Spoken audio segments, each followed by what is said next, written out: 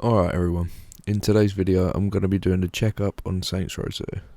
This game has the infamous reputation of being one of the worst PC ports ever made, and it definitely didn't earn that reputation from nothing. Don't take this video the wrong way though, I'm not ripping on Saints Row 2, in fact this is one of my favourite games of all time, due to the fact that I must have worn down many Xbox controllers back in the day out of playing this game. And it's actually a really fun game if you look past the many problems and lack of polish on the game engine. But first up, I'd like to talk about what I've done to make this game run a little bit nicer.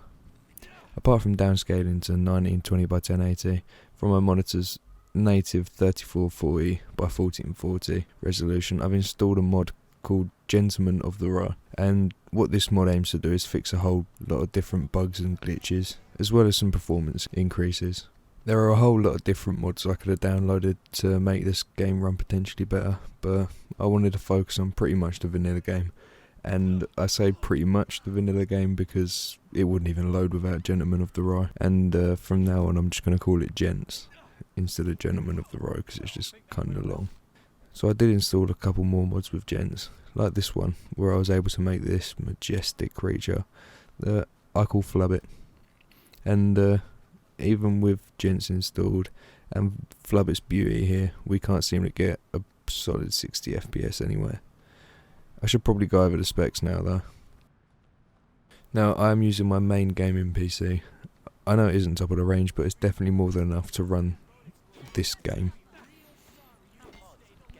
And for my graphics card I'm using my own MSI RX 590 Armor, 8GB overclocked at 1565 MHz with 8GB of VRAM, paired with my AMD Ryzen 3800X overclocked to 4.38 GHz and paired up nicely with Corsair Vengeance DDR4 RAM clocked at 3000 MHz.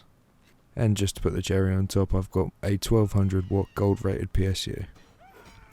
And now that we've established my PC is more than capable of running this game, let's talk about it. The game struggles to stay above 60 FPS pretty much 90% of the time. I would say the average is around 55 FPS when doing anything really except standing still or taking in the sceneries.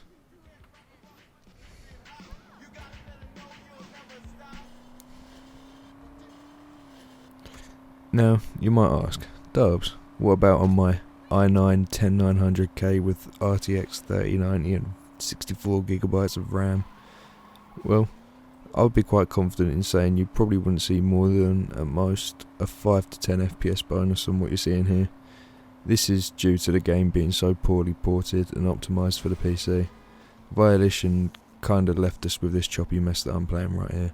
Despite the hours of time people like the Gents developers and other modders who sought out to fix the many things wrong with this game spent on this, we were still left with a subpar game at best, even with this game being released years ago. Now, this game was built to run on the Xbox 360 and PS3, remember, which the Xbox had a 3-core PowerPC CPU at 3.2 GHz with 512 megabytes of unified RAM at 500 MHz, and the PS3 had a single core PowerPC CPU at 3.2 GHz with 8 SPEs, and that was paired with 256 megabytes of XDR RAM and 256 megabytes of DDR2 RAM at 500 MHz. Compared to today's standards, these are some weak ass specs. But then again, I don't remember the game running too well on either of those two systems either. And it's just down to console players were just happy to put up with lower frame rates than PC enthusiasts at the time. And due to it not being able to run on really anything, I feel the major limiting factor for this game is the engine.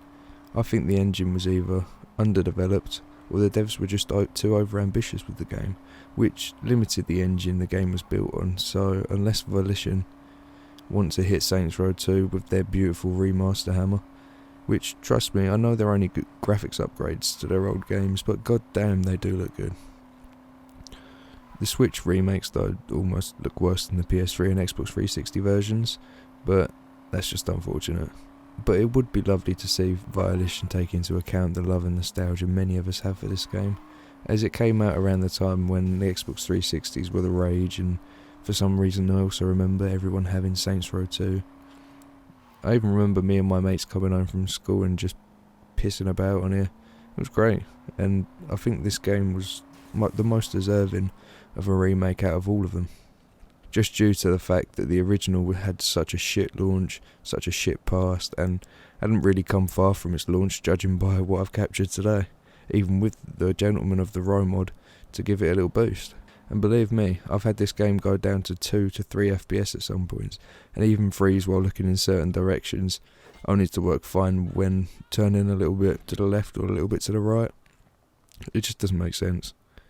So, I think if we had a Saints Row 2 remake, remaster, I think that could just be what this game needs.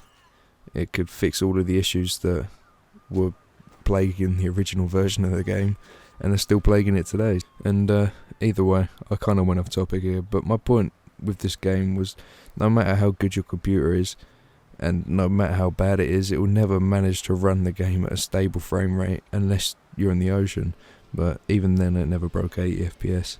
So I think this game deserves a remake, even if it's just for the fans who want to finally play the game glitch and bug free and at a stable frame rate, maybe on their high refresh monitors with ultra wide, who knows. But just post in the comments if you think Saints Row 2 deserves a full remake, remaster on all platforms, just for all of us nostalgia whores who love to see the game that brought us so much joy finally have the glory it deserved. Well, thanks for watching, everyone. I might see if I can start a poll or something like that, just something to give a little wave to the developers about making a remaster of this game. If it's not already in the works, I'll look into it a little bit more. If not, I'll update the video with a poll and whatnot on how to hopefully making this game finally playable for everyone who wanted to play it properly over the years. Either way, I'm just rambling on. Hope you've all enjoyed this video. See you later.